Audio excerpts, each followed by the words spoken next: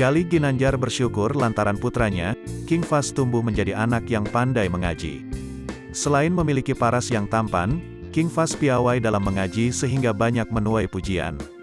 Alhamdulillah senang karena saya lihat Fast anaknya lucu, energi, agamanya pintar. Siapa sih yang enggak tertarik, kata Galih Ginanjar dikutip dari Seleb Oncam News, Minggu, tanggal 17 April tahun 2022. Sebagai ayah kandung, dirinya pun turut bangga dengan sang anak. Dan orang tua siapa sih yang enggak bangga gitu sama dia, tutur pria kelahiran Garut itu.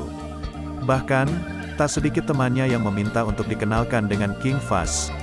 Sebab King Fast tak hanya tampan namun ia juga memiliki sikap yang sopan dan pandai mengaji. Oleh sebab itu, ia pun merasa bangga sebagai ayah. Alhamdulillah, saya bangga banget dengan Fast untuk pertumbuhannya sekarang, ujarnya.